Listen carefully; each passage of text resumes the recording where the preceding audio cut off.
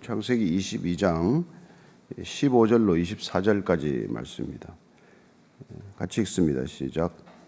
여호와의 사자가 하늘에서부터 두 번째 아브라함을 불러 이르시되 여호와께서 이르시기를 내가 나를 가리켜 맹세하노니 내가 이같이 행하여 내 아들 내 독자도 아끼지 아니하였은즉 내가 내게 큰 복을 주고 내 씨가 크게 번성하여 하늘의 별과 같고 바닷가의 모래와 같게 하리니 내 씨가 그 대적의 성문을 차지하리라. 또 내 씨로 말미암아 천하 만민이 복을 받으리니 이는 내가 나의 말을 준행하였음이니라 하셨다 하니라.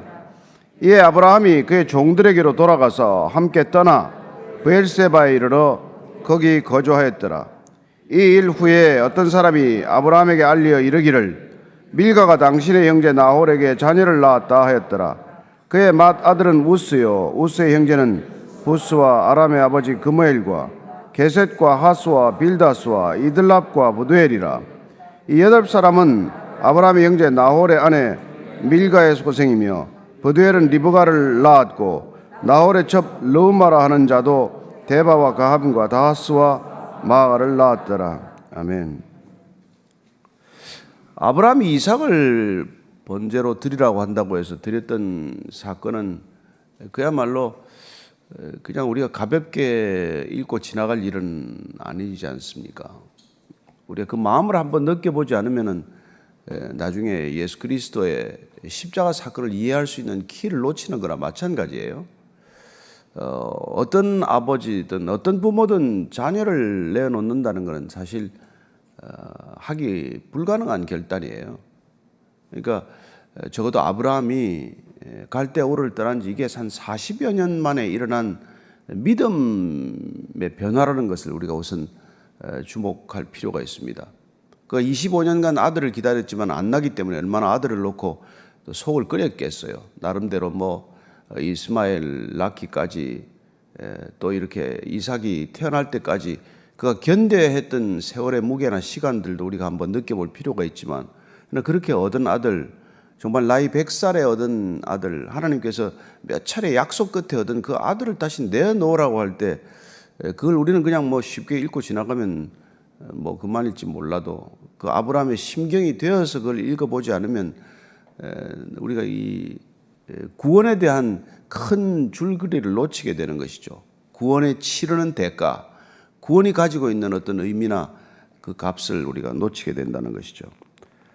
어쨌건 아브라함은 그 시험을 통과한 것입니다. 왜냐하면 신앙은 결국 가장 소중한 것을 대가로 치르는 일이에요. 그걸 우리가 놓치기 때문에 신앙이 천박해지고 경박해지고 신앙 안에서도 아무런 변화가 일어나지 않는 거란 말이에요. 따라서 신앙은 내가 어떤 대가를 치렀느냐가 내 신앙의 무게나 가치를 결정하는 거예요. 여러분들은 뭐 얼마나 희생을 하셨습니까? 내가 신앙을 위해서 정말 하나님을 믿기 위해서 너도 예수님을 믿기 때문에 내가 지불한 대가가 뭐가 있느냐는 것이죠. 하나님께서는 아브라함을 통해서 그걸 물어보신 것이고 아브라함은 그 물음에 진지하게 대답을 한 거예요. 우리는 뭐 혹시 돌려줄지 몰라. 뭐 설마 죽이겠어. 뭐 어떻게 한 약속인데 이렇게 해석하는 것도 어쩌면 가벼운 약속일 테고 가벼운 해석일 테고 정말 예수님이 겟세마네 동산에서 했던 기도와 같은 기도가 있지 않았느냐라는 한번 생각을 해볼 필요가 있다는 거예요.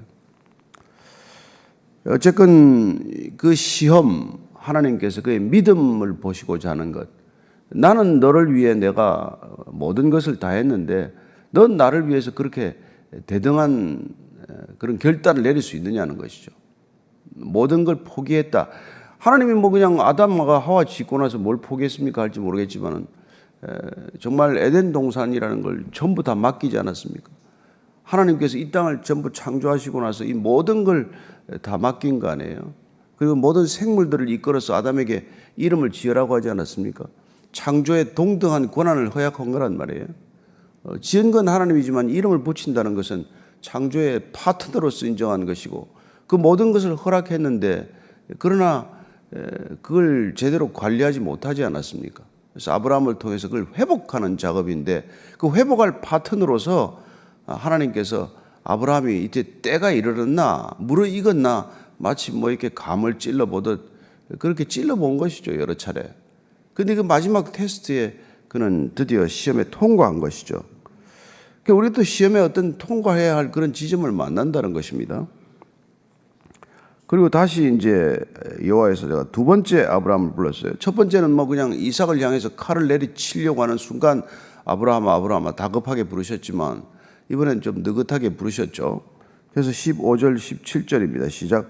여호와의 사자가 하늘에서부터 두 번째 아브라함을 불러 이르시되 여호와께서 이르시기를 내가 나를 가리켜 맹세하노니 내가 이같이 행하여 내 아들 내 독자도 아끼지 아니하였은즉 내가 내게 큰 복을 주고 내 씨가 크게 번성하여 하늘의 별과 같고 바닷가의 모래와 같게 하리니 내 씨가 그 대적의 성문을 차지하리라. 크게 보면 동일한 약속의 반복 같지요. 그러나 오늘 중요한 건 뭡니까? 드디어 하나님 맹세를 하신 것이죠. 약속을 하는 것하고 맹세하는 것하고 강도가 다르지 않습니까? 그러니까 지금 두 번째 이제 아브라함 불러서 내가 나를 가리켜 맹세하노니 하나님은 맹세하면 어떻게 되겠어요? 하나님은 증인이 없지 않습니까? 증인이 필요가 없잖아요. 우리는 두세 사람이 있어야 맹세가 되지만은 하나님은 그 당신이 맹세의 주체이시자 맹세의 증인이에요. 하나님은 다른 증인을 필요로 하지 않습니다. 우리는 증인이 있어야 되죠. 그래서 히브리서 6장 13절을 보면요. 이렇게 되어 있습니다. 읽어드릴게요. 하나님이 아브라함에게 약속하실 때 가리켜 맹세할 자가 자기보다 더 큰 이가 없으므로 자기를 가리켜 맹세하여 이르시되 내가 반드시 너에게 복주고 복주며 너를 번성하게 하고 번성하게 하리라 하셨더니 그가 이같이 오래 참아 약속을 받았느니라. 하나님은 맹세라는 게 내가 누구 더 큰 사람을 그 사람의 권위를 빌어서 맹세하는 거 아니에요. 내가 하늘을 두고 맹세한다. 내가 뭘 두고 맹세한다. 그런데 하나님은 더 큰 이가 없기 때문에 하나님 당신 스스로를 가리켜 맹세할 수밖에 없는 것이죠. 그리고 어쨌든 하나님께서 맹세했다는 표현이 이게 처음 등장하지 않아요? 약속을 여러 번 했죠. 창세기 12장 2절에도 약속하고 18장 18절에도 약속하고 계속해서 약속을 했죠. 큰 민족을 이루게 하겠다. 내가 너로 씨가 있게 하겠다. 이런 여러 가지 약속을 반복하셨지만은 이제는 드디어 맹세하신 것입니다. 이 맹세하다는 단어가 여러분 이게 우리가 뭐 다짐하다는 뜻도 있지만 성경에서 이게 저주하다는 뜻도 있어요. 이 맹세가. 왜냐하면 맹세할 때 그 당시 고대에는 왜 우리가 자주 알지만 동물을 쪼개놓고 그 사이로 걷잖아요. 이게 안 지키면 이렇게 죽음을 맞을 거라는 뜻에서 일종의 저주이기도 하단 말이에요. 이렇게 쉽게 약속하면 안 되는 거죠. 약속했다가 모든 관계가 깨어지는 때가 있잖아요. 그러면 그 약속이 두 사람의 관계를 돈독하게 하는 축복이 된 게 아니라 그 약속 잘못했다가 관계가 저주적인 관계로 끝날 수가 있단 말이에요. 그러니까 약속에 신중해라. 고대 사람들은 약속 잘못하면 죽음을 맞는 거니까 얼마나 그 약속에 대해서 신중했겠어요. 그 다음에 또 약속의 말을 7번 했다고도 해요. 그래서 우리가 브엘세바 할 때 맹세의 우물, 이게 7 우물 이런 뜻이 있다고 하지 않았습니까? 거기서 나온 단어이기 때문에 이게 그 맹세하다는 저주하다라는 뜻도 있고 또 7번 같은 말을 되풀이하는 경우도 있었다고 해요. 우리가 3번만 얘기해도 충분한 얘기인데 그걸 7번씩 동일한 얘기를 함으로써 이건 깰 수 없는 언약이거니와 깨지면 내가 내 목숨을 그냥 갚겠다는 거죠. 근데 하나님께서 이렇게까지 아브라함에게 맹세를 한 걸 보니까 얼마나 기특했으면 그러겠어요. 이제는 더 이상 이제 물을 수 없는 관계가 된 거죠. 그래서 이사야서 41장 8절 말씀 보면은 나의 벗 아브라함의 자손아 이런 표현이 나와요. 하나님께서 아브라함을 나의 친구라고 부르게 된 거예요. 나의 벗 아브라함아. 이야, 여러분 하나님하고 친구 되면 뭐가 더 그 염려가 있겠으며 부러울 게 있겠어요. 하나님이 나의 친구인데. 저는 여러분들이 예수님이 여러분들의 친구가 되기를 축원합니다. 여러분 인생의 가장 큰 성공은 그거예요. 좋은 친구 한 분만 있으면 되는데 예수님을 친구 삼게 되기를 바랍니다. 인간은 좀 이렇게 늘 불안하잖아요. 불안하지 않습니까? 그리고 여기 오늘 표현을 보니까 내가 내 아들, 내 독자도 아끼지 않았다. 그러니까 네가 가장 소중한 걸 포기하는 걸 내가 봤다는 거예요. 하나님도 우리가 포기할 때 여러분 엄청 기뻐하시는 거죠. 아까워서가 아니면 다 돌려주잖아요. 이삭을 도로 돌려주지 않습니까? 그러나 하나님께서 우리가 마치 하나님보다 더 크게 생각하고 더 중하게 생각하는 우상이 되어버렸을 때 그걸 가지고는 정상적인 관계가 안 되지 않습니까? 그러니까 그 일종의 무슨 가림막이 되고만 그 우상을 제거해라, 치워버려라. 그걸 덥석 치워버린 거란 말이에요. 우리가 쥐고 부들부들 그걸 못 놓는 걸 그걸 턱 놓아버릴 때 그때 정말 마음과 마음이 통하는 거 아니에요. 그래서 내게 이제 큰 복을 주고 큰 씨가 되고 뭐 이게 이제 뭐 하는데 하늘의 별 바닷가의 모래는 뭐 수차 들었던 얘기고 동일한 반복이지만 근데 씨가 이제 그 대적의 성문을 얻을 것이다. 아브라함의 자손들에 대한 약속이 이제 된 거예요. 내 씨가 내 후손이 내 자손이 이 대적의 성문을 차지하리라. 대적들의 성문. 옛날에 성문을 통해야 성에 들어가는 거 아니에요? 그래서 성문을 얻으리라고 하는 표현은 그 성을 차지하리라는 거하고 동일한 표현이에요. 그러니까 그 성, 그들이 대적들이 살아가는 그 모든 근거. 오늘날 이걸 우리가 좁게 보면 가나안 땅을 얻을 것이라는 것도 되지만 넓게 보면 이 열방을 유업으로 주리라는 것과 마찬가지예요. 이 세상을 얻게 될 거라는 거예요. 어마어마한 약속이죠. 세상을 다시 한번 믿음의 자손들에게 주겠다는 거예요. 18절 19절입니다. 시작. 또 내 씨로 말미암아 천하 만민이 복을 받으리니 이는 내가 나의 말을 준행하였음이라 하셨다 하니라. 이에 아브라함이 그의 종들에게로 돌아가서 함께 떠나 브엘세바에 이르러 거기 거주하였더라. 내 씨, 내 후손으로 말미암아서 천하 만민이 복을 받는다는 거예요. 천하 만민이 다 아브라함께로 돌아올 것이라는 거예요. 야, 그러니까 그건 왜냐하면 내가 나의 말을 준행했기 때문이다. 내가 내 말을 들었기 때문에 천하 만민이 너노일에서 복을 받는다는 거예요. 아브라함 한 사람이 하나님 말을 잘 들었더니 우리까지 복을 받는 거라고. 예수님이 십자가를 지라고 하는 그 엄청난 명령에 순종했더니 우리 모두가 그걸 믿음으로 구원받는 사건이 생긴 거 아니에요. 여기 준행하다고 되어 있지만 이거 말 잘 듣는 거예요, 그냥. 그러니까 우리가 듣다라는 게 단순히 그냥 뭐 귀로만 한 귀로 듣고 한 귀로 흘려도 듣는 건 듣는 거 아니에요. 그러나 우리가 경청하는 버릇을 가지면 어때요? 늘 그 사람의 말을 무게 있게 듣는 버릇을 가지는 거. 이거 이 땅에서 성공하는 비결입니다. 그죠? 사람 말 하나를 겸손한 태도로 조심하게 주의 깊게 들어도 인생이 달라져요. 잘 듣는 거. 근데 듣는 거 나서 듣고 나서 깊이 이해를 하게 되면 어떻게 됩니까? 순종하게 된단 말이에요. 그러니까 우리가 잘 듣는다는 말은 궁극적으로 순종에 이르른다는 말이고 내가 내 말을 잘 들었으므로 이렇게 이걸 이제 준행했다라고 번역을 했지만은 내가 그 말에 복종, 순종했기 때문에 내 순종이 천하 만민이 복을 받는 시작이 되었다 이 말이에요. 저와 여러분들이 하나님 말씀을 잘 듣는 순종을 하면 어떤 일이 일어날지는 정말 누구도 모르는 거죠. 하나님만 아시는 거죠. 저와 여러분들이 한 사람 한 사람 순종이 일어날 때 우리 인생을 통해서 어떤 파장이 어디까지 일어날지 모른단 말이에요. 중요한 건 영원한 분을 우리가 영접했기 때문에 그분의 말씀을 듣기로 했기 때문에 그분의 말씀이 끼치는 영향은 영원하단 말이에요. 영원한 하나님을 영접하고 영원한 하나님과 함께 동행이 시작되면 우리의 인생이 영원한 파장이 될 줄로 믿으시기 바랍니다.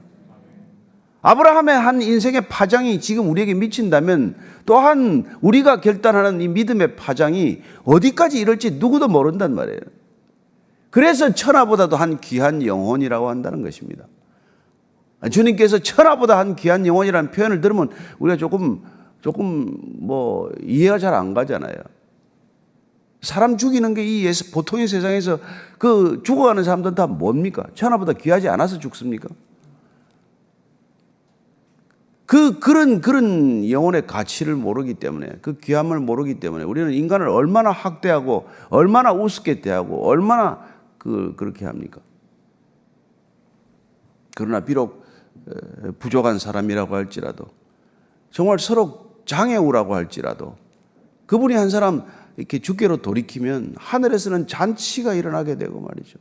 저희 영혼이 돌아왔다고 주님의 편대로 하면은 99마리 양을 우리에 두고 한 마리 길 잃어버린 양을 밤새 찾다가 어깨에 메고 오면서 잔치를 벌이는 것과 같고 말이에요. 주부가 드라크마 동전 하나 잃어버려가지고 온 밤새 농 밑을 다니면서 찾았다가 그걸 찾을 때 느끼는 기쁨을 느낀다고 표현하는 그런 거란 말이에요.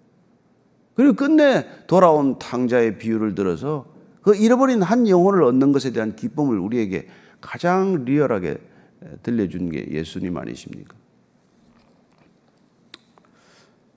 이 아브라함의 순종, 예수 그리스도의 순종, 이 순종을 배울 필요가 있단 말이에요. 뭐 사람 말 잘 들으라는 게 아니에요. 하나님 말씀 한번 잘 들으면, 하나님의 한 말씀이 우리를 통해서, 우리 생애를 통해서 성취되는 사건이 일어나면 우리는 그 파장을 가늠할 수 없는 파장이 일어난단 말이에요. 애들이 연못에 돌 하나 던져도 그 조약돌 하나 던진 파문이 호수 끝까지 간단 말이에요. 보이든 안 보이든. 어쩌면 우리가 깊은 산속에 들어가서 메아리가 이렇게 소리 한번 질러도 그 메아리가 온 우주에 이를지 누가 모르잖아요. 그런 파장이 있다는 거예요. 그래서 우리가 이 말씀을 읽고 순종하기 위해서 뭐예요? 이 순종하기 위해서 아브라함을 40년간 낮춰온 거란 말이에요. 사실 뭐 재산도 좀 불고 여러 가지 이렇게 했지만, 그러나 믿음의 결국은 겸손에 이르도록 하는 거란 말이에요. 그러니까 하나님 앞에서 겸손해야 순종이 되죠. 그래서 결국은 뭐 롯을 찾기도 하고 재산이 불기도 하고 했지만 그 모든 것들이 하나님 앞에서 점점 올바른 태도를 갖춰가도록 하는 믿음의 여정이었고, 그 믿음의 여정의 결국은 하나님 앞에서 지극히 낮은 자로 자기 자신을 인식할 줄 아는 태도란 말이죠. 그런데 오히려 그때 하나님은 나의 벗이다 이런 표현을 써요. 그래서 신명기 8장 16절을 보면은 하나님께서 인간을 왜 그렇게 고난을 주시고 왜 이렇게 힘들게 하셔서 이렇게 하냐. 신명기 8장 16절 한번 찾아서 읽어보시겠습니다. 신명기 8장 16절. 자, 찾으셨으면 같이 읽습니다. 시작. 내 조상들도 알지 못하던 만나를 광야에서 내게 먹이셨나니 이는 다 너를 낮추시며 너를 시험하사 마침내 내게 복을 주려 하시면느라. 마침내 복을 주기 위해서, 복 담을 그릇 되게 하기 위해서 깨끗게 하셨느니라, 겸손케 하셨느니라, 성결케 하셨느니라. 그래야 복을 담아줄 수 있잖아요. 더러운 그릇에 어떻게 복을 담아줍니까? 그러니까 낮추시는 것. 그러니까 어디 보면은 이게 우리의 성결이란 겸손에 있구나, 우리의 추악함이란 교만에 있구나, 이런 걸 알 수 있지 않습니까? 그러니까 참 우리의 문제는 끝까지 교만이에요. 하나님께서는 끝까지 낮추십니다. 빨리 통과하려면 빨리 겸손해지기 낫죠. 엎드리는 거. 참. 그래서 이제 아브라함이 종들에게로 돌아왔어요. 종들한테 내가 제사 드리고 돌아온다 그러지 않습니까? 돌아왔어요. 이삭 데리고. 그래도 브엘세바로 돌아왔어요. 그랄 땅이죠. 이쪽에 와서 다시 돌아왔습니다. 또 일상으로 돌아온 거죠.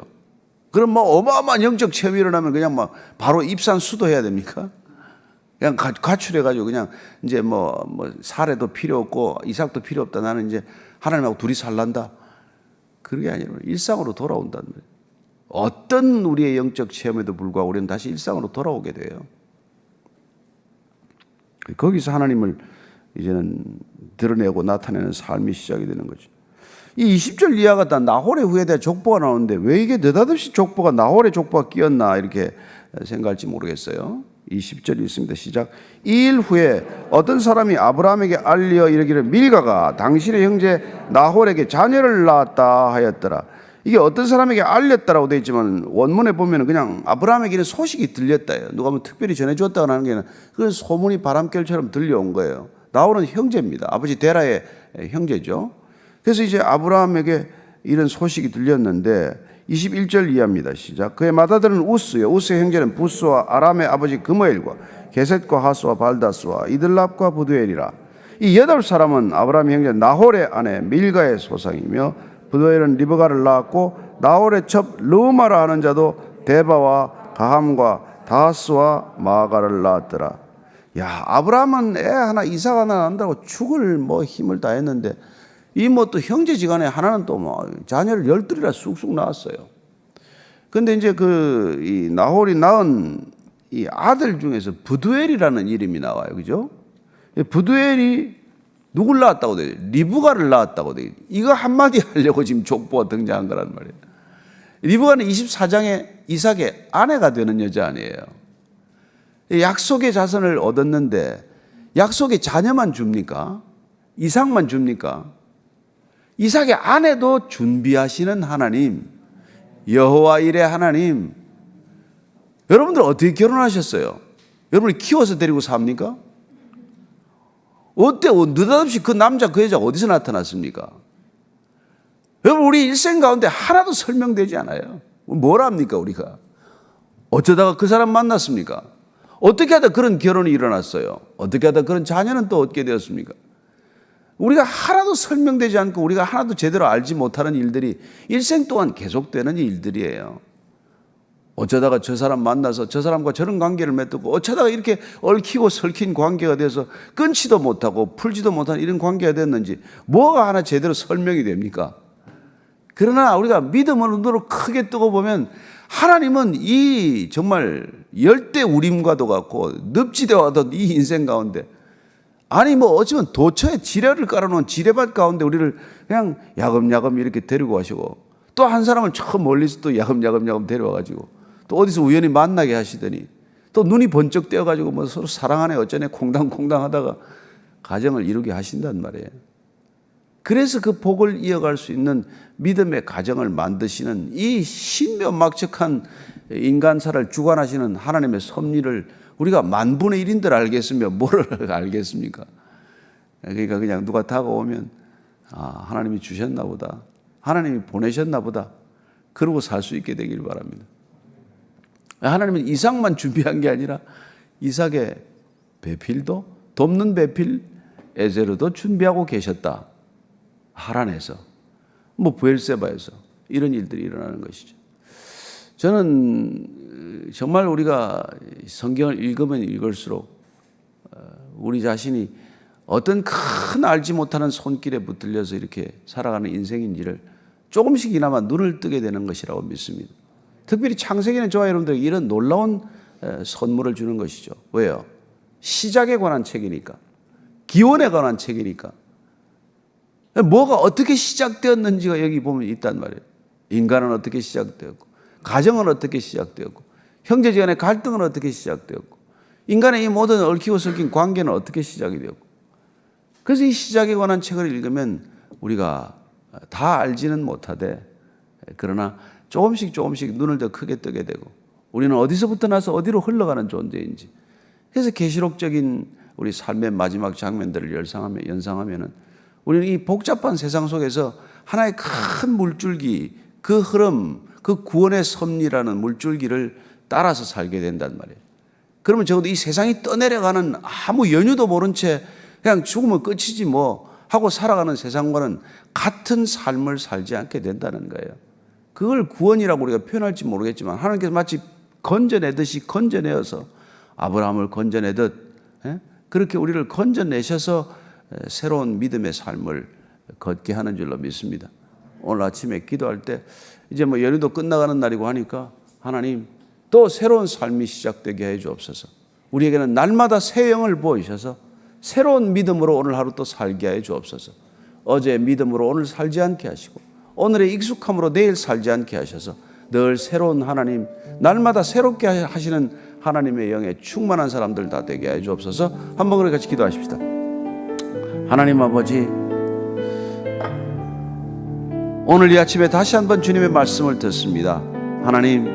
하나님께서는 아브라함에게 내가 이제는 내 이름을 걸고 맹세하노니 내가 너로 하여금 큰 민족을 이루게 하고 정말 내 이름을 창대하게 했다는 약속을 넘어서서 내 내 자손, 내 후손들까지도 천하 만민이 복을 받게 하는 통로가 되게 하셨다고 약속하셨사오니 하나님, 이제는 저희들을 통해서, 저희들의 후손을 통해서 천하 만민이 복을 받는 복의 통로가 되게 해 주옵소서. 아브라함 한 사람은 순종하여서 얼마나 많은 일이 일어나는지 우리는 도무지 가늠할 수 없듯이 우리 한 사람 주께로 돌이킴으로써 우리 인생 가운데서도 얼마나 많은 선한 영향력이 생길지 우리 자신도 가늠하지 못하고 살아갑니다. 주님, 믿음으로 살게 하시되 하나님, 저희들의 인생을 통해서 정말 상상할 수 없는 축복의 통로가 되게 하셨사오니 하나님이 축복의 파장, 축복의 파문, 축복의 파도가 영원에서 영원까지 이르는 파장이 되게 하여 주시옵소서. 하나님, 오늘도 하루 주의 평강 속에 시작하고자 합니다. 말씀으로 시작하고자 합니다. 주님께 순종함으로 시작하고자 합니다. 말씀이 육신이 되신 주님처럼 주님이 주신 말씀 한마디가 우리 일생을 통해서 성취되는 놀라운 은혜와 축복을 허락하여 주시옵소서. 하나님 아버지, 아브라함의 순종, 한 사람의 순종이 끝없는 영원한 파장이 되었듯 우리가 주님께로 돌이킨 우리의 순종 또한 이 온 땅 가운데 영원한 파장, 파문, 파도가 되게 하여 주시옵소서. 이제는 십자가에서 그 놀라운 선순환의 파문을 일으키신 우리 구주 예수 그리스도의 은혜와 그 파문의 끝에 서서 우리를 맞아주시는 아버지의 사랑과 날마다 이 떠내려가는 세상 속이 아니라 거슬러가는 믿음의 줄기를 거슬러 올라가고자 우리를 충만케 하시는 성령님의 힘주심이 오늘 하루도 주와 함께 더불어서 영원한 파문을 일으키며 살기를 원하는 이전에 고개 숙인 믿음의 사람들, 진정한 믿음의 형제 자매들 위해 지금부터 영원까지 함께 하시기를 간절히 축원하옵나이다. 아멘.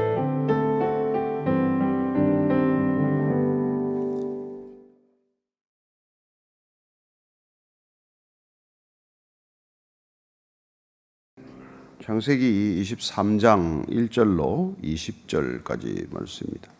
같이 읽습니다. 시작. 사라가 127세를 살았으니 이것이 곧 사라가 누린 햇수라.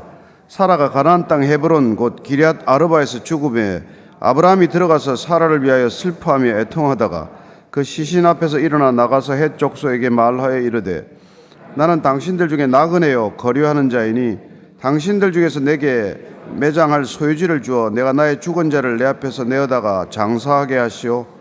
헷 족속이 아브라함에게 대답하여 이르되 내 주여 들으소서. 당신은 우리 가운데 있는 하나님이 세우신 지도자이시니 우리 묘실 중에서 좋은 것을 택하여 당신의 죽은 자를 장사하소서. 우리 중에서 자기 묘실에 당신의 죽은 자 장사함을 금할 자가 없으리이다. 아브라함이 일어나 그 땅 주민 헷 족속을 향하여 몸을 굽히고 그들에게 말하여 이르되 나로 나의 죽은 자를 내 앞에서 내어다가 장사하게 하는 일이 당신들의 뜻일진데 내 말을 듣고 나를 위하여 소할의 아들 에브론에게 구하여 그가 그의 반머리에 있는 그의 막벨라 굴을 내게 주도록 하되 충분한 대가를 받고 그 굴을 내게 주어 당신들 중에서 매장할 소유지가 되게 하기를 원하노라 하며 에브론이 헷 족속 중에 앉아있더니 그가 헷 족속 그 성문에 들어온 모든 자가 듣는 데서 아브라함에게 대답하여 이르되 내 주여 그리 마시고 내 말을 들으소서. 내가 그 밭을 당신에게 드리고 그 속의 굴도 내가 당신에게 드리되 내가 내 동족 앞에서 당신에게 드리오니 당신의 죽은 자를 장사하소서. 아브라함이 이에 그 땅의 백성 앞에서 몸을 굽히고 그 땅의 백성이 듣는 데서 에브론에게 말하여 이르되 당신이 합당히 여기면 청하건대 내 말을 들으시오. 내가 그 밭값을 당신에게 주리니 당신은 내게서 받으시오. 내가 나의 죽은 자를 거기 장사하겠노라. 에브론이 아브라함에게 대답하여 이르되 내 주여 내 말을 들으소서. 땅값은 은 400세겔이나 그것이 나와 당신 사이에 무슨 문제가 되리이까. 당신의 죽은 자를 장사하소서.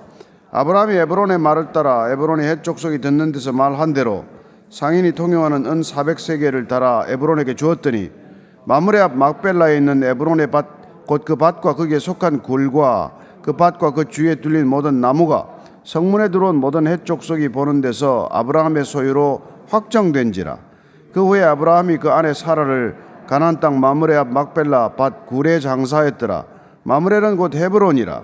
이와 같이 그 밭과 거기에 속한 굴이 헷 족속으로부터 아브라함이 매장할 소유지로 확정되었더라. 아멘. 오늘 이제 사라가 이렇게 떠나는 모습을 보게 됩니다. 몇 년간 같이 살았는지는 정확히 기록이 우리가 환산할 수 없지만 어쨌건 아브라함과 사라의 나이 차이가 10살이기 때문에 오늘 사라가 127세로 죽었다고 되어 있으니까 그때 나이, 아내를 잃은 나이가 이제 아브라함은 137세가 되겠죠. 둘 다 적지 않은 나이지만 어쨌건 아들 하나 이삭을 낳고 이제 사별하게 된 것입니다. 보통 뭐 이렇게 심리학자들이나 이런 사람들이 조사를 해보면 이 세상에서 가장 큰 스트레스 지수를 이렇게 나타내는 게 부부간의 이별이라고 그래요. 사별하는 일이 뭐 언제 나이가 되었건 사별은 힘든 일일 것입니다. 그래서 오늘 보니까 아브라함이 그냥 대성통곡하는 모습을 보게 되는데 1절 2절이에요. 시작. 사라가 127세를 살았으니 이것이 곧 사라가 누린 횟수라. 사라가 가나안 땅 헤브론 곧 기럇 아르바에서 죽음에 아브라함이 들어가서 사라를 위하여 슬퍼하며 애통하다가. 보통 성경은 여자들의 나이를 잘 기록하지 않습니다. 지금도 뭐 여자들이 나이 물으면 별로 싫어하잖아요. 어쨌든 나이를 기록하는데 이게 정말 특별한 경우에 사라의 나이가 죽을 때 나이가 127세다라고 기록된 건 아마 거의 유일한 경우일 거예요. 여기 보니까 사라가 누린 횟수라고 되어 있는데 원어를 보면 둘 다 살았던 거예요. 생존 횟수입니다. 우리말이 운치 있게 번역을 한 거예요. 삶은 누리는 겁니다. 그러니까 그냥 살았던 횟수, 생존 횟수로 이렇게 원문은 기록했지만 번역은 어떻게 보면 인생의 묘미를 살려서 번역을 한 거죠. 우리의 삶을 누리고 떠나야 한다는 거예요. 근데 그 오늘 죽은 땅이 보니까 헤브론 곧 기럇 아르바인데 이 헤브론은 어떤 땅이냐면은 마므레 숲을 근처로 이게 기록이 되어 있는 땅이에요. 그러니까 마므레, 헤브론, 기럇 아르바 이건 같은 땅입니다. 같은 이름인데 여기가 이게 어떻게 보면 아브라함으로서는 제2의 고향과 같은 곳이에요. 이렇게 롯과 헤어져서 처음 이렇게 거처를 정한 곳이 바로 이 마므레 숲을 근처 헤브론 땅입니다. 그리고 우리가 그 우물 사건, 그랄 왕 아비멜렉과 이제 협정을 맺은 그리고 브엘셰바를 샀는데 그 우물 하나를 암양 새끼 7마리를 주고 샀었죠. 근데 우물 그 자체 셈이 그 귀할 시대니까 그런 그 땅을 산 건 아니라는 거 보는 거죠. 그렇게 보면 이게 이제 가나안 땅에서 처음으로 오늘 땅을 매매하는 일이에요. 이렇게 쌍방에 합의를 하고. 그래서 묘지를 지금 이제 찾는 얘기가 오늘 시작이 되는데 어쨌건 아브라함이 아내 장막에 들어가서 슬퍼하며 애통했다. 아주 그냥 큰 목소리로 놓아 우는 거예요. 137세쯤 되면 눈물도 안 나올 것 같은데 어쨌건 헤어지면 슬픈 거죠. 그러니까 정말 아내와 이렇게 헤어져서 사별하는 모습을 보게 됩니다. 그러나 아브라함은 이 아내의 사별, 사라가 죽는 사건을 통해서 이렇게 정말 굉장히 중요한 일을 하나 결정을 하게 돼요. 그건 아내를 그냥 묻는 게 아니라 아내를 묻는 이 사건을 통해서 하나님이 이 땅에 주신 약속을 이루어가는 그것마저도 하나의 성취의 사건으로 만드는 거예요. 그게 막벨라 굴 구입 사건입니다. 아내는 떠났어요. 아내 육신은 어디 묻으면 뭐 합니까? 어제도 제가 어떤 상가를 갔는데 그냥 시신을 그냥 이렇게 산골이라고 이렇게 흩어버리겠다는 거예요. 아무도 찾아오지 못하게. 뭐 그런 얘기를 들었습니다만은 꼭 그 묘지를 꼭 써야 되나 이렇게 땅도 부족한 나라에서. 그리고 우리가 매장 문화에서 이게 화장으로 바뀐 게 그렇게 오래되지 않았습니다, 그죠? 지금은 거의 화장이 70% 이상 아니에요. 그리고 그것도 이제 유골함을 안치하는 또 묘지를 갖는 분도 계시지만 많은 분들은 또 이렇게 재를 뿌려버리는 그런 것을 아주 함부로 뿌리지는 못하게 돼 있어요. 하지만 어쨌건 근데 오늘 이 아브라함은 아내를 그 당시만 해도 매장 문화니까 그리고 보통은 이렇게 죽으면은 사람을 본향으로 데려가서 묻었어요. 본향에서 죽어야 되니까. 2차 장사를 되게 지냈습니다. 객지에서 죽으면은 시신을 일단 수습을 해서 고향으로 데려가서 본 매장지는 고향에다가 묻는 게 이제 일종의 관행이었는데 아브라함은 여기에 아내를 묻기로 결정을 했고 그리고 이 아내를 이렇게 장례하는 이 절차 이를 통해서 이 땅에 가나안 땅에 하나님이 주신 땅이라는 것을 확인하고자 하는 거예요. 그러니까 이것을 고향으로 삼겠다는 의지가 있다는 것입니다. 여러분 보통 죽는 곳이 제2의 고향이 되는 경우가 많잖아요. 그러니까 아브라함은 갈대아 우르 출신이지만 아내 매장 사건을 통해서 그는 이 헤브론 땅, 이 가나안 땅을 고향 땅으로 삼겠다 하는 의지를 우리가 읽어야 하는 것이죠. 3절 4절입니다. 시작. 그 시신 앞에서 일어나 나가서 헷 족속에게 말하여 이르되 나는 당신들 중에 나그네요 거류하는 자이니 당신들 중에서 내게 매장할 소유지를 주어 내가 나의 죽은 자를 내 앞에서 내어다가 장사하게 하시오. 당신들 중에 나는 나그네다. 나는 거류하는 자다. 이 두 가지 같은 뜻의 말인데 나는 이방인이다. 나는 잠시 여기 머무르는 사람이다. 왜요? 가나안 땅을 하나님 주셨는데 그러나 이 땅이 소망은 아니라는 거예요. 이 땅을 비록 내가 헤브론 땅을 제2의 고향으로 삼고 여기에 묘지를 만들고 여기에 나도 묻히고 하겠지만 이 땅이 내 궁극적인 소망은 아니라는 뜻이에요. 어떻게 보면 그죠?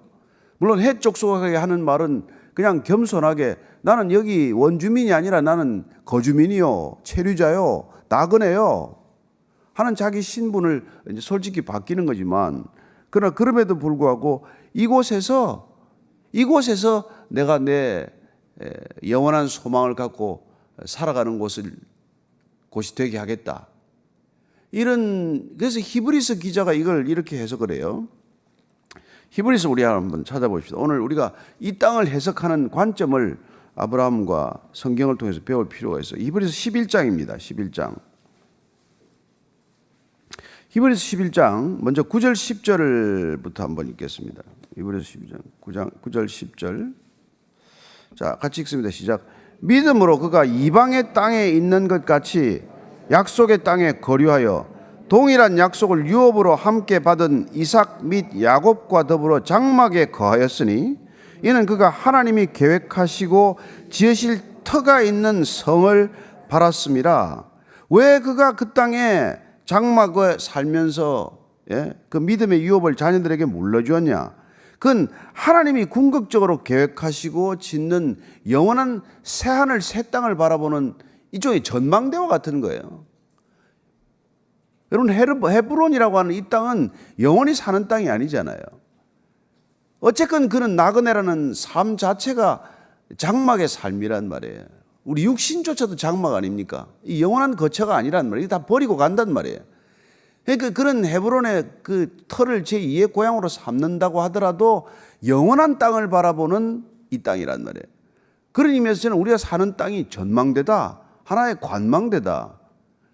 그러니까 위를 바라보고 사는 사람에게는 이 땅이 소망이 아니라 영원한 새하늘 새 땅을 바라보는 일종의 전망대요. 전망대에서 그것도 서 있는 조그만 발판에 불과한 곳이란 말이에요. 물론 그것도 있어야 살지만. 그리고 13절 14절 한번 같이 읽겠습니다. 시작.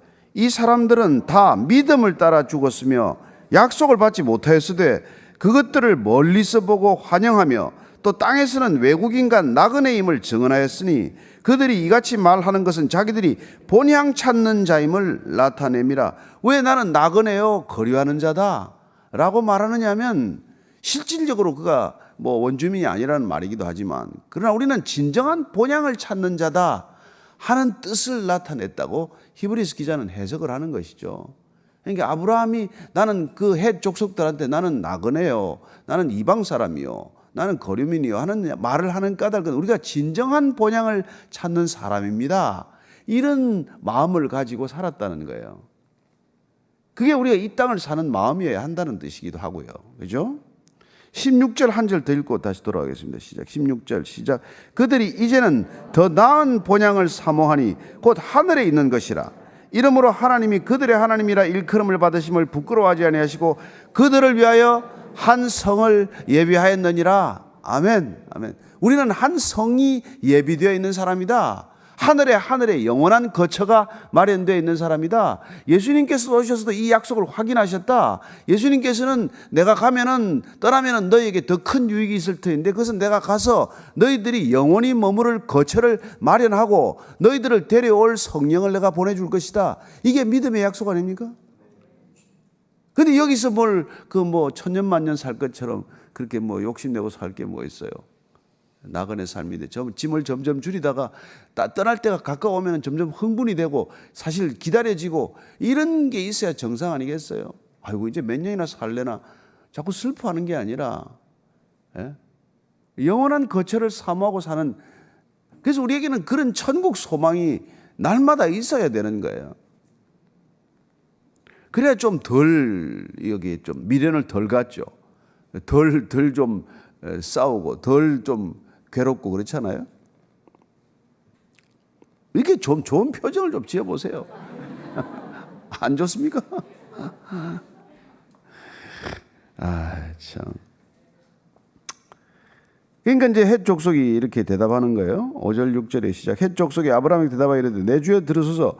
당신은 우리 가운데 있는 하나님이 세우신 지도자이시니 우리 묘실 중에서 좋은 것을 택하여 당신의 죽은 자를 장사하소서. 우리 중에서 자기 묘실에 당신의 죽은 자 장사하면 금할 자가 없으리다. 여기 내 주여라고 하는 호칭도 참 놀랍지만은 이 우리 가운데 하나님이 세우신 지도자다. 이거 벌써 제가 본 데는 아비멜렉과의 사건이 귀에 다 그 당시도 다 소문이 있잖아요. 도대체 저 사람 누군데 말이야. 집에 있는 한 300명 데리고 나가서 그냥 그돌라오멜 북부 동맹군하고 싸우질 않나. 갔다 와서는 또 그걸 또 전리품을 다 나눠주고 사람들 되찾아와서 다 노예로 삼지 않고 돌려주질 않나. 살아가는 게 다르단 말이에요. 그럼 또 뭔데 또 아비멜렉이 비골 장군, 군대 장관 데리고 가서는 또 무슨 조약을 체결했다네. 이런 소문들이 다 들린단 말이에요. 그래서 저 사람은 다른 사람이다. 하나님이 세운 지도자다. 그래서 하는 이제 기껏 제의가, 그러니까 당신 같은 사람이 지금 아내를 잃었는데 그 아내 묻을 묘실 하나 우리가 못 드리겠습니까? 우리가 쓰고 있는 묘실들이 많이 있으니까 거기다 잘 안치를 하시지요. 이런 제안이란 말이에요.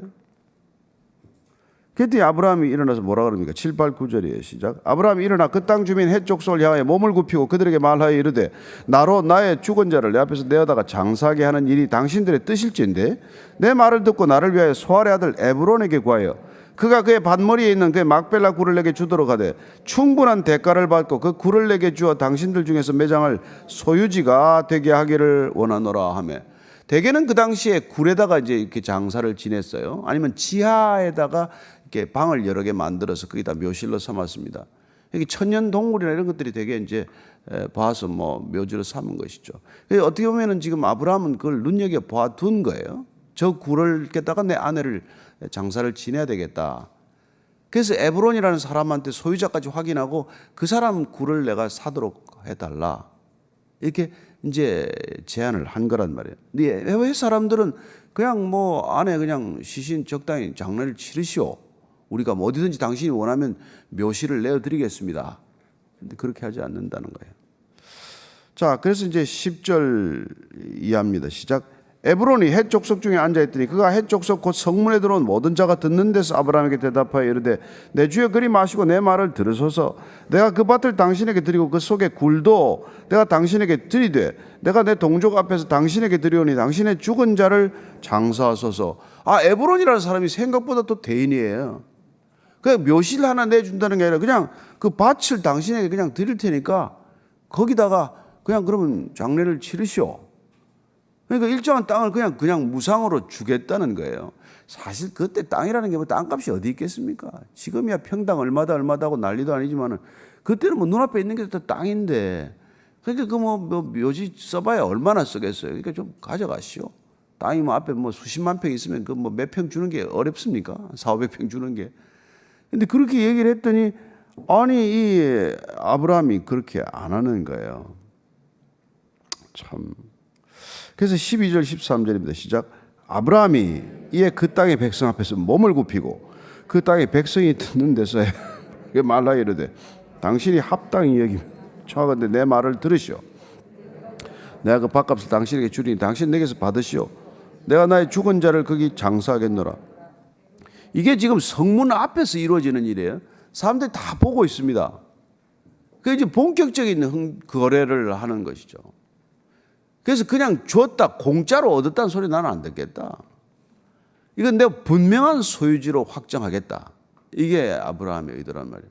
왜? 이 땅은 하나님 주신 땅인데 그냥 받으면 안 됩니까?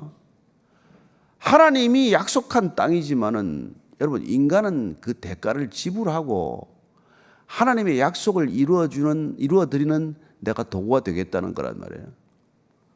하나님한테 그냥 저 달라고 때를 쓴 게 아니라 하나님 주시겠다고 약속했으면 그냥 받으면 되는데 그런 사람 간의 약속은 뭡니까? 대가를 지불하겠다는 거란 말이에요. 하나님은 거저 주시는 분이고 인간끼리는 대가를 지불하는 관계여야 한단 말이에요.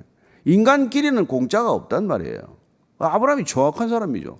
그래도 갈대오에서 한테 장사한 사람인데 사업가인데 돈을 지불하겠다는 거예요. 그랬더니 자꾸 돈을 지불하겠더니 이제 속셈이 나와요. 14절 이해합니다. 시작. 에브론이 아브라함에게 대답하여 이르되 내 주여 내 말을 들으소서. 땅값은 은 400세겔이나 그것이 나와 당신 사이에 무슨 문제가 되리까? 당신의 죽은 자를 장사하소서. 아브라함이 에브론의 말을 따라 에브론이 헷 족속이 듣는 데서 말한 대로 상인이 통용하는 은 400세겔을 따라 에브론에게 주었더니 마므레아 막벨라에 있는 에브론의 밭 곧 그 밭과 거기에 속한 굴과 그 밭과 그 주위에 둘린 모든 나무가 성문에 들어온 모든 헷 족속이 보는 데서 아브라함의 소유로 확정된지라. 에브론이 이게 뭐 천하의 장사꾼이에요. 또 돈 준다 그러니까 완전히 부풀려 가지고 400세겔이면 적은 돈이 아니에요. 이 은 2.7kg이에요. 엄청난 돈이에요 그 당시에. 뭐 이것저것 옆에다가 끼워 팔기 하더니 말이지 뭐 그것만 묘지만 하는 게 아니라 그 주위에 말이지 뭐 다 이거 주겠는데.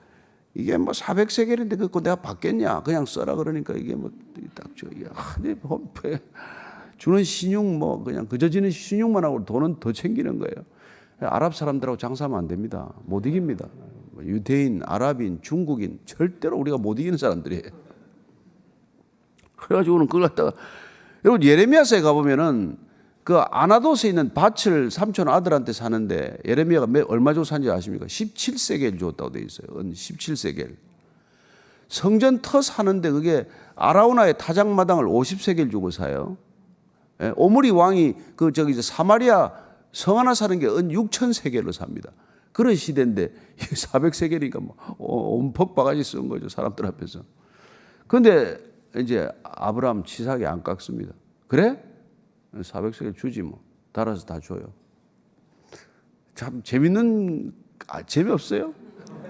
뭐 우리는 땅 살 형편도 없고 하니까 이게 뭐 거래를 해보지 않지만 이 아브라함이 그냥 뭐 진짜 이게 다 머리 계산들이 다 이게 다 그때나 지나 머리 다 돌아가는 회전이 보이지 않습니까? 에브론이라는 사람이 이게 재밌는 거예요. 그저 주겠다고 큰 소리 사람들 앞에서 뻥뻥 치더니 아니 돈을 내가 그 지불하고 하겠다 그랬더니 그냥 왕창 400세겔인데 그만 받겠습니까? 내가 뭐 안 받죠. 줄 거 알고 말이에요. 그래 아브라함이 딱 400세겔 달아서 줬어. 보는 데서 다 달아. 그러니까 해쪽서 접어 보는 데서 이제 막벨라 굴은 돈을 그렇게 엄청나게 주고 샀는데 여러분 이제 그 땅을 누가 확실히 아브라함의 소유지가 된 거란 말이에요. 아브라함은 이걸 결심을 한 거란 말이에요.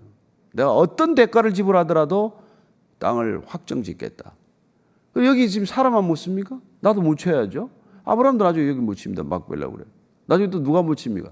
이삭도 묻히고 리브가도 묻히고 야곱도 묻히고 야곱의 그 사랑하던 라헬은 안 묻히죠. 길에다 묻고 레아 뭐 그것도 1등 서열 1위니까 레아도 묻히고 여기 막벨라 그래 다 묻힌단 말이에요. 뭐 지금이야 뭐 이렇게 다 뭐 화장도 하고 이렇게 시대지만 그때는 매장 문화가 계속될 때니까 여기 묘지를 통해서 새롭게 시작되는 하나님의 나라. 저는 이런 느낌을 받아요. 한 인간의 죽음을 통해서 새롭게 시작되는 하나님의 역사. 우리가 슬픔에 머무르지 않고 사라의 죽음에 머무르지 않고 이 일을 통해서 아브라함은 하나님의 땅, 하나님의 나라, 하나님의 역사가 이 땅에서는 또 어떻게 이어져야 하고 계속되어야 하는지를 생각하고 그 죽음과 슬픔에 머무르지 않고 새로운 계획을 또 펼쳐나가는 거예요. 지금 와이프 죽고 뭐 그렇게 땅 거래하고 할 마음이 아니잖아요.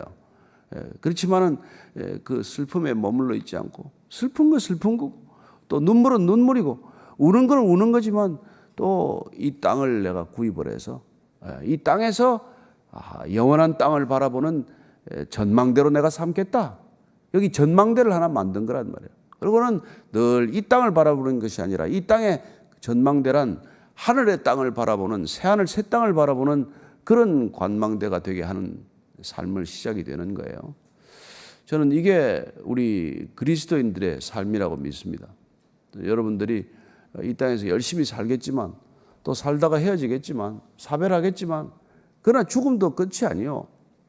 이 땅의 죽음은 영원한 생명으로 들어가는 새로운 출발점이요. 그런 점에서 사라의 죽음은 이 땅에 하나님의 약속이 이루어지는 귀한 하나의 계기가 되었다. 하나의 전환점이 되었다. 처음으로 물론 뭐 벨세바라고 하는 우물 하나가 뭐 소유가 얻었지만 그랄 땅에 내버려 두고 또 온 거 아니에요? 결국은 그런 이 어쩌면 헤브론 땅. 나중에 이 헤브론이 어떻게 돼요? 이 다윗이 여기에다가 도성을 정한다면 수도로 정하지 않아요. 그리고 이 헤브론이 나중에 가나안 땅에 들어올 때 침공할 때 이게 이 뭡니까?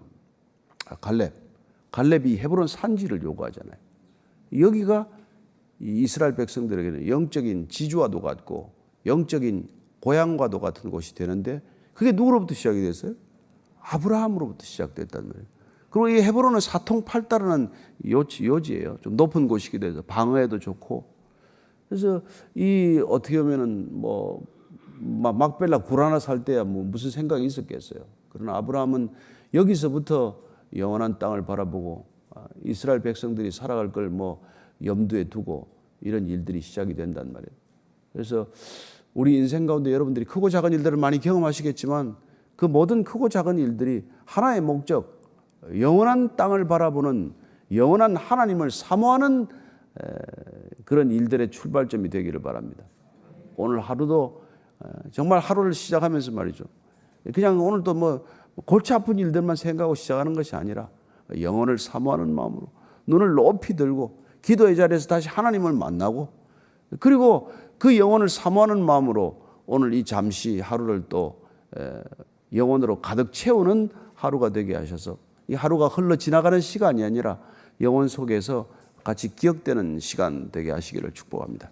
같이 오늘 기도할 때 하나님 우리에게 먼저 영혼을 사모하는 마음을 주셔서 감사합니다. 이 땅에 잠시 살아가는 사람들과 함께 살아갑니다. 나그네로 살아갑니다.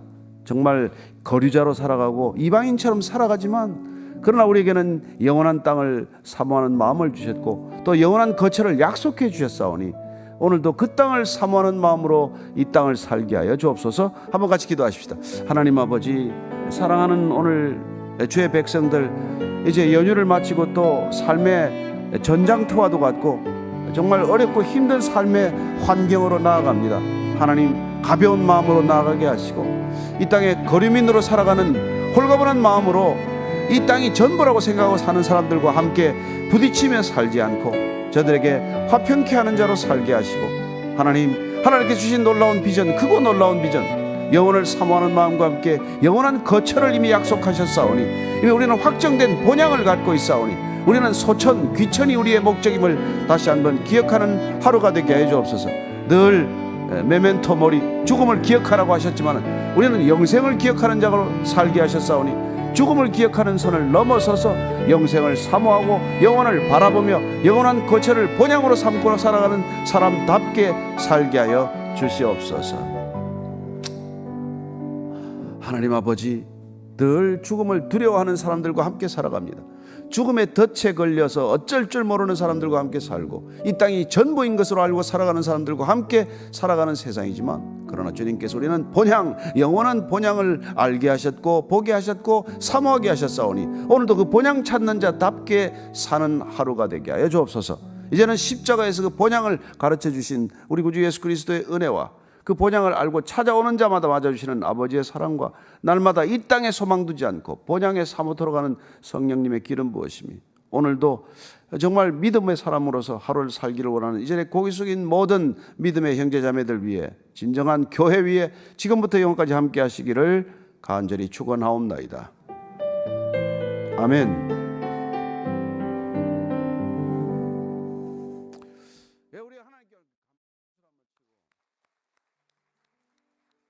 창세기 24장 1절로 27절까지 말씀 같이 한 목소리로 읽겠습니다. 시작.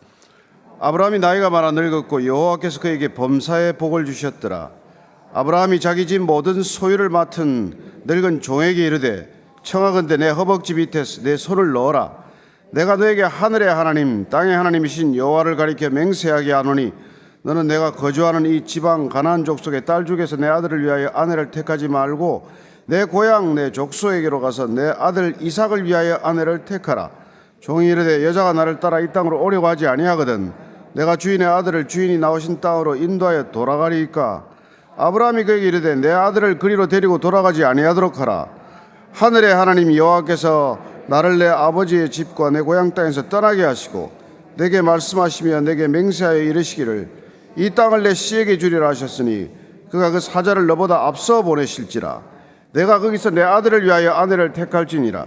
만일 여자가 너를 따라오려고 하지 아니하면 나의 이 맹세가 너와 상관이 없나니 오직 내 아들을 데리고 그리로 가지 말지니라.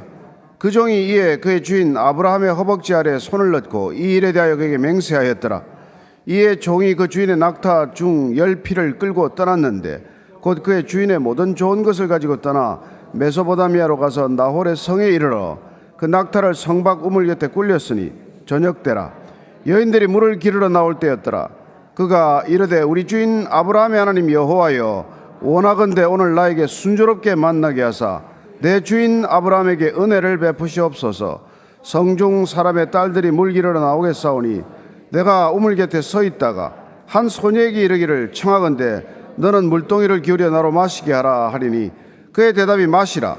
내가 당신의 낙타에게도 마시게 하리라 하면 그는 주께서 주의 종 이삭을 위하여 정하신 자라. 이로 말미암아 주께서 내 주안에게 그의 은혜 베푸심을 내가 알겠나이다. 말을 마치기도 전에 리브가가 물동이를 어깨에 메고 나오니 그는 아브라함의 동생 나홀의 아내 밀가의 아들 브두엘의 소생이라. 그 소녀는 보기에 심히 아리답고 지금까지 남자가 가까이 하지 아니한 처녀더라. 그가 우물로 내려가서 물을 그 물동이에 채워가지고 올라오는지라. 종이 마주 달려가서 이르되 청하건대 내 물동이에 물을 내게 조금 마시게 하라. 그가 이르되 내 주여 마시소서 하며 급히 그 물동이를 손에 내려 마시게 하고 마시게 하기를 다하고 이르되 당신의 낙타를 위하여서도 물을 길어 그것들도 배불리 마시게 하리이다 하고 급히 물동이에 물을 구유에 붓고 다시 기르려고 우물로 달려가서 모든 낙타를 위하여 깃는지라. 그 사람이 그를 묵묵히 주목하며 여호와께서 과연 평탄한 길을 주신 여부를 알고자 하더니 낙타가 마시기를 다음에 그가 반세겔 무게의 금 코걸이 1개와 10세겔 무게의 금 손목걸이 1쌍을 그에게 주며 이르되 내가 누구의 딸이냐 청하건대 내게 말하라. 내 아버지의 집에 우리가 유숙할 곳이 있느냐. 그 여자가 그에게 이르되 나는 밀가가 나홀에게서 낳은 아들 부두엘의 딸이니이다. 또 이르되 우리에게 집과 사료가 족하며 유숙할 곳도 있나이다. 이에 그 사람이 머리를 숙여 여호와께 경배하고 이르되 나의 주인 아브라함의 하나님 여호와를 찬송하나이다. 나의 주인에게 주의 사랑과 성실을 그치지 아니하셨사오며 여호와께서 길에서 나를 인도하사 내 주인의 동생 집에 이르게 하셨나이다 하니라. 아멘. 아내 살해를 막벨라 굴에 매장했죠. 아내와 사별하고 어쩌면 아브라함이 가장 후회가 되는 게 아내가 살았을 때 이삭에게 아내를 얻어주었어야 되는 게 아닌가. 부부가 함께 아들 결혼을 치렀어야 되는 건 아마 후회가 컸을 거예요. 그래서 이제 그 오늘 이삭의 아내, 이제 자기로서는 며느리를 얻는 얘기죠. 자, 1절입니다. 시작. 아브라함이 나이가 많아 늙었고 여호와께서 그에게 범사의 복을 주셨더라. 이제 나이가 많아 늙은 나이가 몇 살쯤 됐을까요? 한 140살 정도로 추정을 해요. 왜냐하면 아내가 127살에 죽었죠. 그러니까 그때가 자기가 137세고 지금 그 나이 중에 보면은 이삭이 장가간 나이가 40으로 기록이 되어 있거든요. 3년 뒤에 이 일이 일어난 걸로 보는 거죠. 근데 오늘 보니까 나이가 많아 늙었는데 그에게 범사의 복을 주셨다고 되어 있어요. 얼마나 좋은 말입니까? 하나님께서 그에게 범사의 모든 일에 복을 주셨다는 거예요. 여러분, 복을 어디 특별히 복을 추구하는 게 아니라 우리가 살아가면서 모든 일에, 우리가 하는 크고 작은 모든 일에 복을 주셔야 하는 것이죠. 그래서 우리가 요한 3서에 보면은 우리가 잘 아는 말씀 중에서 내 영혼이 잘됨 같이 범사에 내가 잘되기를 간구하노라. 그게 사도 요한이 가이오 장로에게 보낸 편지에서 이렇게 복을 빌어주는 방법이란 말이에요. 당신 큰 돈 벌어라 이런 게 아니라 범사에 잘되기를 바란다. 모든 일에 잘되는 것. 근데 왜 이렇게 잘됐겠어요? 저는 아브라함이 이렇게 범사의 복을 받는 이유가 첫째는 하나님께서 약속하셨습니다. 12장 2절부터 그는 하나님께서 약속을 했지 않습니까? 내가 너로 복이 되게 하리라고 약속을 하셨어요. 내가 복이 될 것이다. 그 약속이 계속 반복해서 해주신 약속 아닙니까? 자손들의 복, 그 다음에 또 내가 내 이름이 이렇게 알려지는 복, 그리고 너로 인해서 복의 기준이 돼서 너를 축복하는 사람이 복을 받을 것이고 아브라함 너를 저주하는 사람은 저주를 받게 되는, 여러분 그런 약속이 이제 이루어졌다는 것을 이렇게 표현하는데 복을 주셨다라고 처음으로 이렇게 표현하는 거예요. 복을 약속했지만 그 복을 받았더라고 기록한 건 처음이죠. 어떻게 복을 받았는 거니까 모든 일에 복을 받았다. 그래서 우리의 믿음이라는 게 뭐예요? 우리는 어떤 일을 겪든 이게 복된 일이라고 믿어야 된다 이 말이죠. 다쳤는데 그래도 그만하기 다행이다고 얘기하는 거죠. 크게 안 다친 것도 복이다 그런 거. 그리고 되는 일이 없는 것 같은데 아니요. 하나님께서 우리를 모든 일이 안 되도록 막으시는 분은 아니란 말이에요. 무슨 일이 안 돼도 그게 복이 있는 일이라고 생각하는 거예요. 그걸 믿어야, 그게 믿음이란 말이에요. 일이 안 되고 안 풀리는데 그게 복이다. 그냥 세상 복에 그냥 순풍에 돛단 듯이 나가는 게 그게 복이 아니라 그러다가 얼마나 큰 일이 일어날지 모르고, 여러분 높이 올라가면 떨어지는 것도 높은 곳에서 아주 그냥 급격히 추락하지 않아요. 그냥 일상 가운데 우리가 무슨 일이 없어도 복되게 살고 있다. 이걸 믿어야 된단 말이에요. 아침에 이 자리에 나와서 예배드리는 거 이게 얼마나 큰 복인지 여러분 생각을 하고 이게 앉아 있어야 된단 말이에요. 안 그러면 그냥 오늘 좀 쉴 걸 말이야. 이런 생각이 자꾸 나잖아요. 그러니까 이게 복이라는 게 아는 데서부터 비롯되는 거예요. 내가 얼마나 복된 삶인지를 이걸 몰라서 그런 거 아니에요. 자, 그래서 2절, 3절, 4절이에요. 아브라함이 자기 집 모든 소유를 맡은 늙은 종에게 이르되 청하건대 내 허벅지 밑에 내 손을 넣어라. 내가 너에게 하늘의 하나님 땅의 하나님이신 여호와를 가리켜 맹세하게 하노니 너는 내가 거주하는 이 집안 가나안 족속의 딸 중에서 내 아들을 위하여 아내를 택하지 말고 내 고향 내 족속에게로 가서 내 아들 이삭을 위하여 아내를 택하라. 이스마엘이 이게 하갈이 아들 이스마엘 장가보낼 때는 관여를 안 했어요. 이게 보면은 하갈이 애굽에 가서 애굽 여자를 데려옵니다. 이스마엘의 아내는. 그래서 이제 그걸 아마 보면서 아마 그때 마음이 좀 기억이 되거나 사행거나 할 수 있겠죠. 꼭 내가 아들 이삭만은 결혼에 내가 내 고향 친척 집에서 정말 믿음 있는 여자를 데려와야 되겠다. 이 결심을 한 거죠. 근데 이 일을 자기가 지금 갈 수 있습니까? 아내를 구하러 보내는 이 며느리 데려오는 일에 누구를 맡기겠어요? 가장 믿을 수 있는 사람 맡기는 거 아니에요. 집안에 가장 중요한 일이라고 생각되는 일은 가장 믿을 수 있는 종에게 맡긴단 말이에요. 저는 여러분들이 하나님께서 믿을 수 있는 사람이 되셔서 믿을 수 있는 일, 가장 중요한 일을 맡겨주시는 하나님의 자녀들이 되기를 바랍니다. 집안의 대소사를 의논할 때 누구하고 의논합니까? 믿을 수 있는 사람하고 의논하지 않습니까? 회사 생활에도 마찬가지예요. 뭐 능력 있는 사람 많이 쓰겠지만 그러나 결국 어려운 일이 닥치면 믿을 수 있는 사람하고 인원한단 말이에요. 속을 털어놓는단 말이에요. 여러분 믿는 거는 하루아침에 되는 일이 아니잖아요. 능력은 한두 가지 일로 판별되지만 믿는 건 오랜 동안 지켜본 결과란 말이에요. 아브라함이 오랫동안 지켜본 결과 믿을 수 있는 종에게 이 일을 맡기는데 내 이거 허벅지 밑에 내 손을 넣어라. 이게 이제 좀 완곡한 표현이에요. 어디다가 그래서 성경들 보면 번역 재미나게 해놓은 게 많아요. 삿 밑에 넣었다 그러기도 하고, 사타구니 밑에 넣었다 그러기도 하고. 이제 그 밑에 손을 넣고 맹세하게 하는 이유는 내 후손을 걸고 맹세하는 거예요. 지금 우리가 보니까 동물을 쪼개놓고 하는 맹세도 있고 여러 가지 그 당시에 맹세하는 법이 있잖아요. 그 중에서 이제 이런 맹세법이 있는데 그건 자기 이제 그 사타구니 사이에 손을 넣고 맹세하게 하는 거예요. 그건 내 자손 전체를 걸고 하는 맹세예요. 중요한 맹세죠. 자, 그래서 이제 내 아들을 이제 데려오라는 거예요. 며느리 데려오는 걸 지금 중매쟁이도 아니고 종한테 맡겼어요. 이 종이 지금 엘리에셀이라고 하는 사람도 있지만 그렇게 이름이 안 나와 있습니다. 좌우지간. 어쨌건 평생토록 아브라함에게 신실했던 종이다. 이건 하나 알 수 있는 것이죠.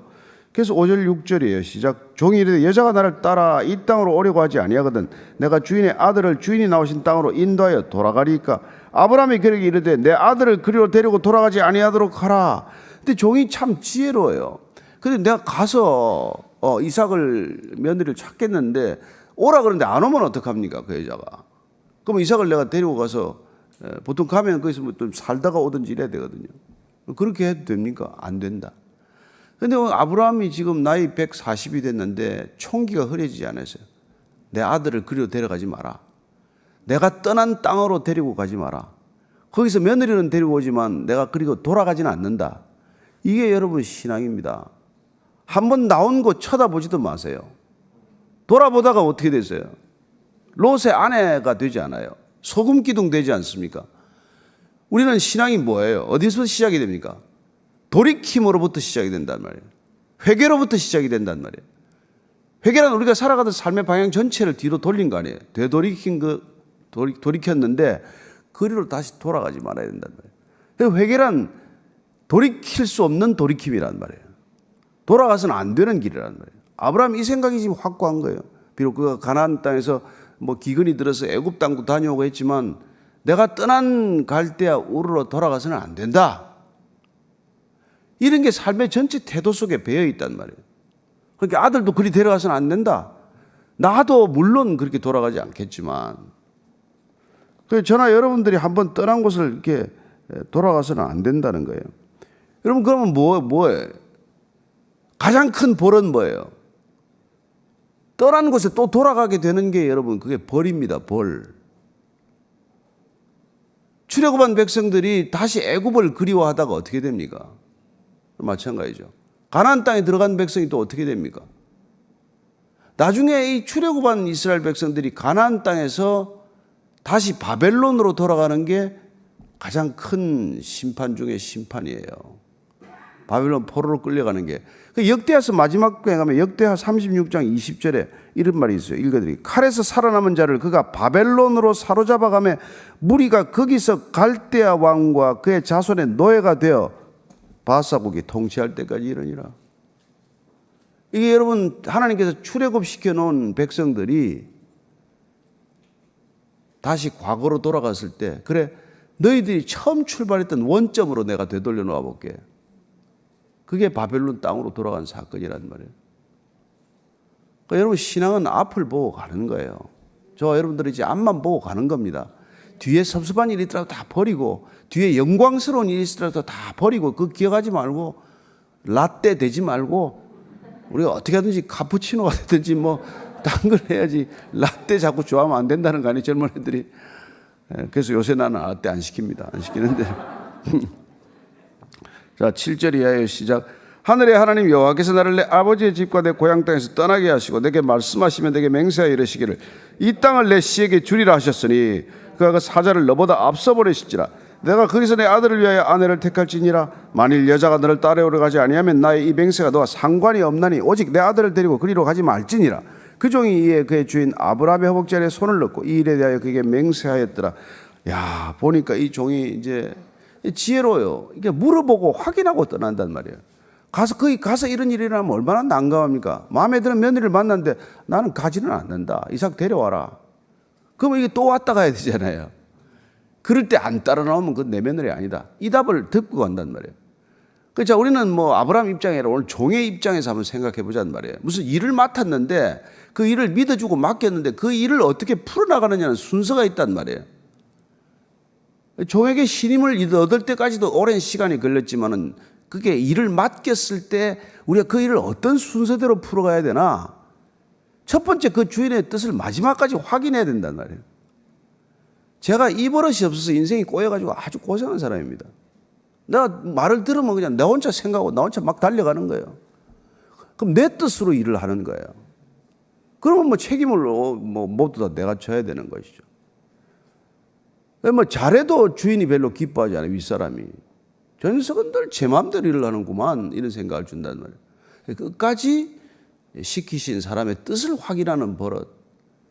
이게 여러분 아랫사람이 윗사람을 모시는 태도여야 하고 끝까지 확인하고 또 확인하고 이 맞습니까? 성가실 정도로 이게 주인의 뜻이 맞습니까? 이렇게 당신이 원하는 게 이겁니까?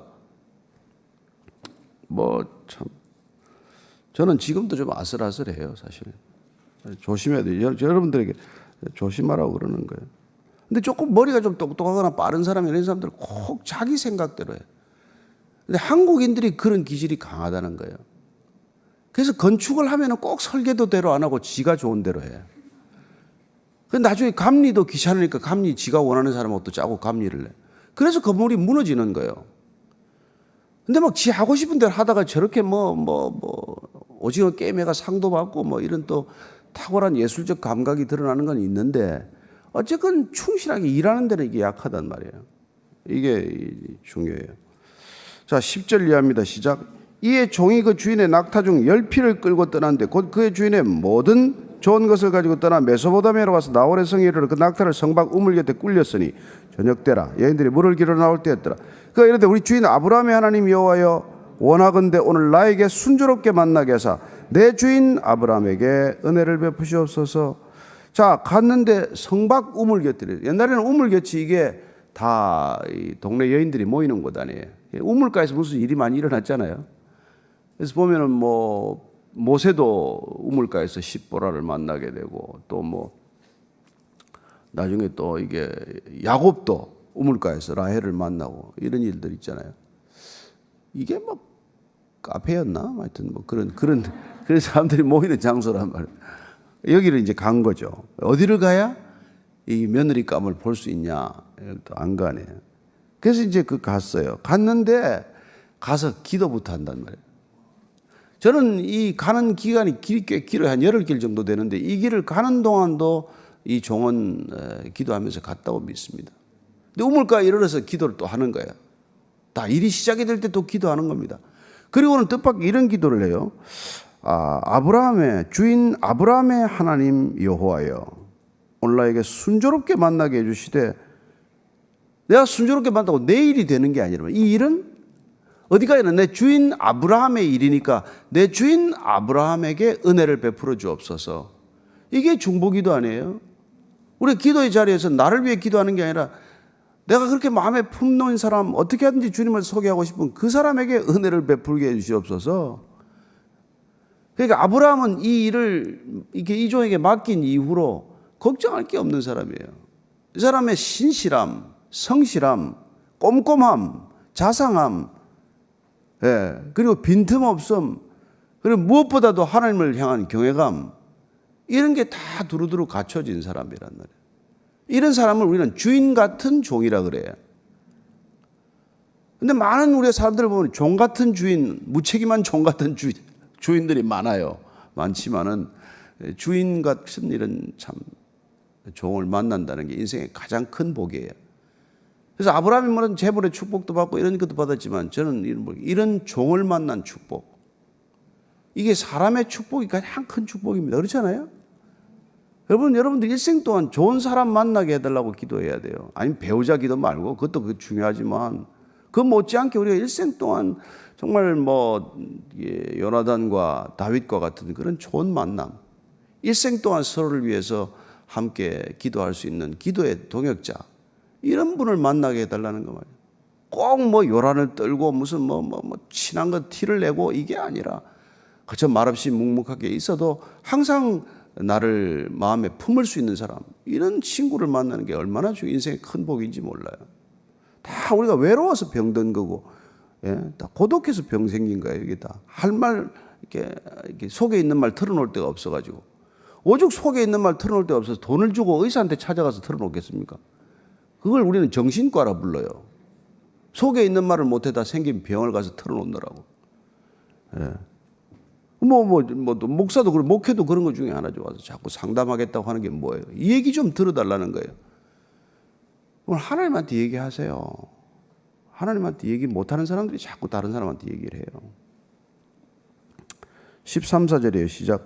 성중 사람의 딸들이 물기르러 나오겠사오니 내가 우물 곁에 서 있다가 한 소녀에게 이르기를 청하건대 너는 물동이를 기울여 나로 마시게 하라 하리니 그의 대답이 마시라 내가 당신의 낙타에게도 마시게 하리라 하면 그는 주께서 주의 종 이삭을 위하여 정하신 자라 이로 말미암아 주께서 내 주인에게 은혜 베푸심을 내가 알겠나이다. 참 종이 재밌죠, 그죠?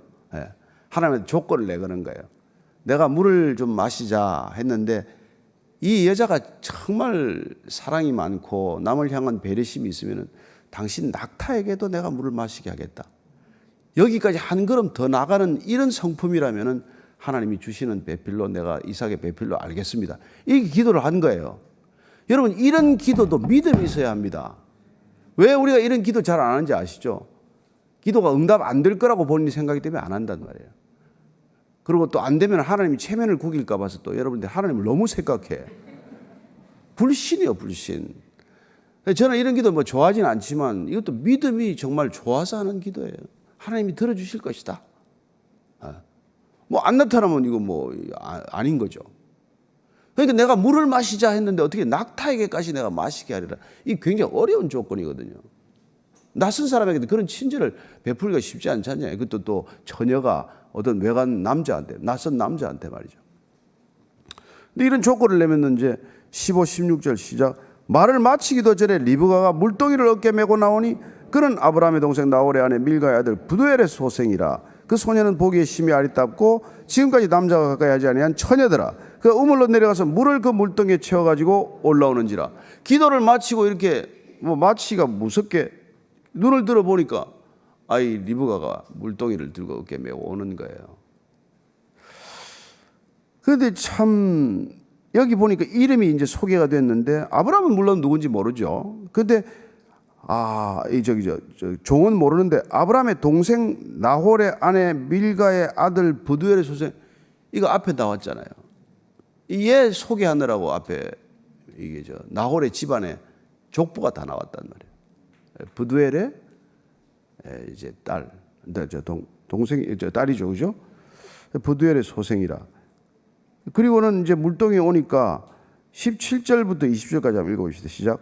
종이 마주 달려가서 이르되 청하건대 내 물동에 물을 내게 조금 마시게 하라. 그가 이르되 내 주여 마시소서 하며 급히 그 물동이를 손에 내려 마시게 하고 마시게 하기를 다하고 이르되 당신의 낙타를 위하여서도 물을 길어 그것들도 배불리 마시게 하리이다 하고 급히 물동에 물을 구유에 붓고 다시 기르려고 우물로 달려가서 모든 낙타를 위하여 깃는지라.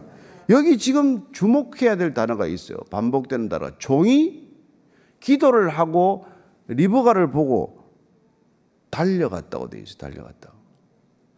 우리가 이런 기도하고 움직여야 하는 이런 행동이 신속해야 한단 말이에요. 기도하고 꾸물거리지 말고 기도했으면 움직일 때 빨리 움직여야 된단 말이에요. 그랬더니 이게 기도한 대로 당신의 낙타에게도 마시게 하라. 근데 리브가도 보니까 급히 그 물동이를 위해서 마시게 하고 물 한 모금 마시게 하는데 어디서 왔습니까? 왜 나한테 물을 달라고 하세요? 이러지 않죠. 목마른 사람한테 그냥 물을 그냥 급히 준단 말이에요. 그리고는 또 물동이를 이게 낙타에게 주기 위해서 급히 달려가는 거예요. 달려가는 거. 우리가 남을 위해서 헌신하고 남을 도울 때도 여러분 꿈을 대고 아까워서 하는 것 같이 보면 다 알잖아요. 이 기꺼운 마음, 즐거운 마음, 적극적인 마음, 어떻게 하든지 도와주겠다는 마음, 이게 느껴지는 이런 행동을 보잖아요. 그래서 이제 보니까 그 사람이 그를 묵묵히 주목하며 여호와께서 과연 평탄한 길을 주신 여부를 알고자 하더니 낙타가 마시기를 다음에 그가 반세겔 무게의 금 코걸이 한 개, 10세겔 무게의 금 손목걸이 한 쌍을 그에게 주며 이르되 내가 누구의 딸이냐? 청하건대 내게 말하라. 내 아버지의 집에 우리가 유숙할 곳이 있느냐? 그 여자가 그에게 이르되 나는 밀가가 나홀에게서 낳은 아들 부두엘의 딸이니이다. 또 이르되 우리에게 집과 사료가 족하며 유숙할 곳도 있나이다. 근데 이렇게 보니까 이 종이 또 그렇게 얘기하고 나서 물을 깃는 태도를 어떻게 보면 묵묵히 주목하여 보고 있습니다. 그래서 오늘 우리 종의 이 지금 일을 하는 순서를 한번 보자고요. 기도하고 떠났을 거예요. 일을 시작하기 직전에 기도합니다. 하나님, 우리 주인에게 은혜를 베풀어 주십시오. 순적하게 이 며느리가 만나게 해 주십시오. 그리고는 뭐라고 그래요? 나에게만 물을 마시게 하는 게 아니라 낙타에게까지 물을 베풀 수 있는, 마시게 할 수 있는 그런 배려심, 그런 세심함, 이런 걸 갖췄으면 좋겠습니다. 이런 기도를 한 거예요, 이 며느리가. 그랬더니 이런 기도가 응답이 된 거예요. 그리고는 이제 본인이 그걸 보자마자, 리브가가 보자마자 달려갔단 말이에요. 꿈을 대다가 놓쳐버리면 안 되잖아요. 이제 물을 깃고 가는 길인데 달려가서 이렇게 말을 하고, 그리고는 이 애가 어떻게 행동하는가를 묵묵히, 그때부터는 묵묵히 주목하고 응시하며 찬찬히 살피며 일거수일투족을 뚫어지게 보며 과연 하나님께서 응답하신 게 맞나를 또 확인하는 작업을 하고 있단 말이에요. 그리고 나서 26절 27절의 시작. 이에 그 사람이 머리를 숙여 여호와께 경배하고 이르되 나의 주인 아브라함의 하나님 여호와를 찬송하나이다. 나의 주인에게 주의 사랑과 성실을 그치지 아니하셨사오며 여호와께서 길에서 나를 인도하사 내 주인의 동생 집에 이르게 하셨나이다 하니라. 자, 이렇게 물었더니 이 처녀가 맞구나 확신이 왔어요. 제일 먼저 하는 게 뭐예요? 경배하는 거란다. 하나님께서 기도가 응답되었기 때문에 하나님께서 주신 예비하신 이 이삭의 며느리가 아내가 맞구나. 그래서 하나님께 다시 또 경배했다. 엎드려 경배하는 것, 고개 숙여 경배하는 것. 그 짧은 시간이지만 하나님께 감사 기도를 드렸다. 이 얘기 아니에요. 그래서 오늘 우리가 종이 하는 이 일의 순서를 기억하고 오늘 여러분들이 무슨 일을 당하게 되든지 또 책임을 맡게 되든지 하면은 이렇게 일의 순서를 풀어가는 것이 마땅하다는 것이죠. 오늘 한가 건져간다면 그걸 건져가서 오늘 일 잘하시기 바랍니다. 일 없이 하루 보내지 말고 무슨 일이든지 기도하고 일하면서 주목하고 일하면서 찬찬히 살피고 그게 집에 가사 일이건 직장 일이건 그 일들을 잘 풀어가는 하루가 되기를 축복합니다. 기도하겠습니다. 하나님 아버지, 정말 우리는 주님의 일을 맡은 종들입니다. 주인의 마음을 늘 확인하게 도와주시고 또 주인에게 담대하게 기도할 수 있게 도와주시고 그리고 주님의 일을 하는 동안도 기도하며 그 일을 하게 하시되 주님께서 과연 이 일을 어떻게 풀어가시나 늘 주목하고 응시하고 참참히 바라보며 때로는 묵묵히 그 일들을 지켜보며 그 일들 가운데 하나님의 뜻이 어떻게 이루어져 가는가를 확인하되 일이 이루어졌을 때는 반드시 주님께 그 일에 대한 감사부터 잊지 않는 하루가 되게 하여 주시옵소서. 이제는 십자가에서 마지막 끝까지 아버지의 뜻 확인하고 그 뜻에 순복하신 우리 구주 예수 그리스도의 은혜와 그 순종의 길 끝에 계신 하나님 아버지의 사랑과 날마다 우리의 본성을 거슬러 순종케 하는 성령의 인도하심이 오늘 아브라함의 종처럼 맡은 일 주의 뜻을 따라 이루기를 원하는 이 자리에 고개 숙인 모든 믿음의 형제자매들 위해 순종하는 형제자매들 위해 지금부터 영원까지 함께 하시기를 간절히 축원하옵나이다. 아멘.